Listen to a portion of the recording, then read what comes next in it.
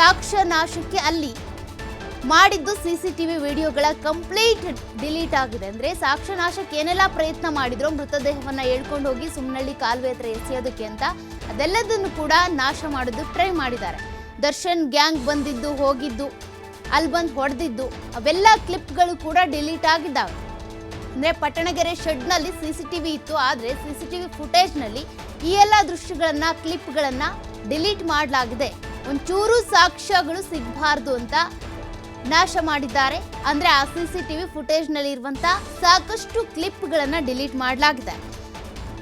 ಇನ್ನು ಸಿಸಿ ಕ್ಯಾಮೆರಾದಲ್ಲಿ ರೆಕಾರ್ಡ್ ಆಗಿತ್ತು ಡಿ ಗ್ಯಾಂಗ್ನ ಕ್ರೌರ್ಯದ ದೃಶ್ಯ. ಆದ್ರಿಂದ ಜೂನ್ 8ರಂದು ಮತ್ತೆ 7 ಗಂಟೆಯಿಂದ 12 ಗಂಟೆವರೆಗೂ ಕೂಡ ಆ ಸಮಯ ಏನಿದೆ ಪ್ರೈಮ್ ಟೈಮ್, ಅದನ್ನ ಈಗ ಪೊಲೀಸರು ಪರಿಗಣನೆಗೆ ತೆಗೆದುಕೊಂಡಿದ್ದಾರೆ. ಆ ಸಮಯದಲ್ಲಿ ಏನಾಗಿತ್ತು ಅಂತ ಡಿಲೀಟ್ ಆಗಿರೋ ಎಲ್ಲಾ ಡೇಟಾವನ್ನ ರಿಟ್ರೀವ್ ಮಾಡಬೇಕು ಅಂತ ಪೊಲೀಸರು ಮುಂದಾಗಿದ್ದಾರೆ. DVR ಅನ್ನ FSLಗೆ ಕಳುಹಿಸಿ ಕಂಪ್ಲೀಟ್ ರಿಕವರಿ ಮಾಡಿಕೊಡಿ ಅಂತ ಕೂಡ ಕೊಟ್ಟಿದ್ದಾರೆ. ಈಗ FSL ನಿಂದ ರಿಪೋರ್ಟ್ ಬಂದ ಮೇಲೆ ಕೇಸ್ನಲ್ಲಿ ಮೇಜರ್ ಸಾಕ್ಷ್ಯವಾಗಿ ಇದು ನಿಲ್ಲುತ್ತೆ. ಯಾಕೆಂದ್ರೆ ಚಾರ್ಜ್ ಶೀಟ್ ಸಲ್ಲಿಕೆ ಮಾಡಬೇಕು ಅಂತ ಅಂದ್ರೆ ಪ್ರತಿಯೊಂದು ಸಾಕ್ಷ್ಯಗಳು ಕೂಡ ಪ್ರಬಲವಾಗಿರಬೇಕಾಗುತ್ತೆ.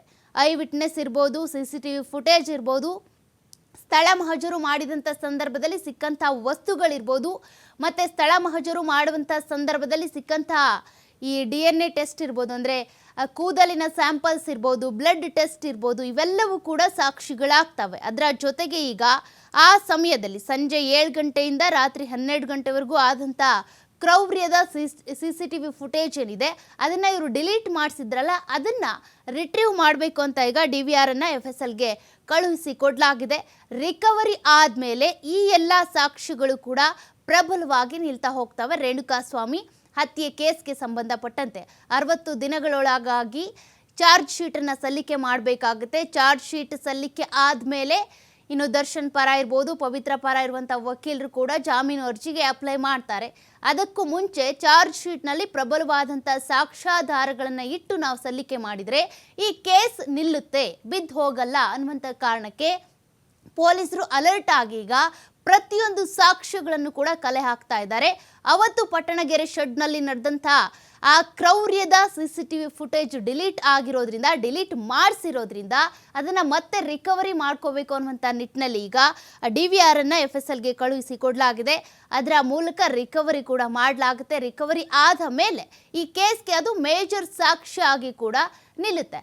ಹಾಗಾಗಿ ಈಗ ಪೊಲೀಸರು ಸ್ಥಳ ಮಹಜರು ಸಂಬಂಧಪಟ್ಟಂತೆ 28 ಸ್ಥಳಗಳು ಮಹಜರಾಗಿರುವಂಥದ್ದು, 139 ಸಾಕ್ಷ್ಯಗಳು ಸಿಕ್ಕಿರುವಂಥದ್ದು, ಆರೋಪಿಗಳ ಪ್ರತಿಯೊಬ್ಬರ ಮನೆ, ಶೆಡ್, ಕಿಡ್ನ್ಯಾಪ್ಗೆ ಮಾಡಿದಂಥ ಸ್ಥಳ ಎಲ್ಲ ಕಡೆ ಕೂಡ ಸ್ಥಳ ಮಹಜರಾಗಿದೆ.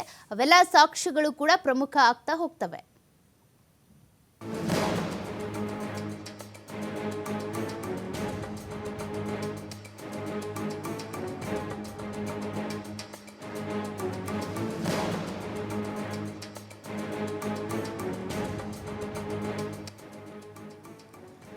ಈಗಾಗಲೇ ಡಿ ಗ್ಯಾಂಗ್ ಪಟ್ಟಣಗೆರೆ ಶೆಡ್ನಲ್ಲಿ ಆದಂಥ ಕ್ರೌರ್ಯದ ಒಂದಷ್ಟು ಕ್ಲಿಪ್ಗಳನ್ನು ಡಿಲೀಟ್ ಮಾಡಿಸಿದ್ದಾರೆ. ಆ ಕ್ಲಿಪ್ಗಳನ್ನು ರಿಕವರಿ ಮಾಡಿಸ್ಕೋಬೇಕು ಅನ್ನುವಂಥ ನಿಟ್ಟಿನಲ್ಲಿ ಈಗ DVR ಅನ್ನು FSLಗೆ ರವಾನೆ ಮಾಡಲಾಗಿದೆ.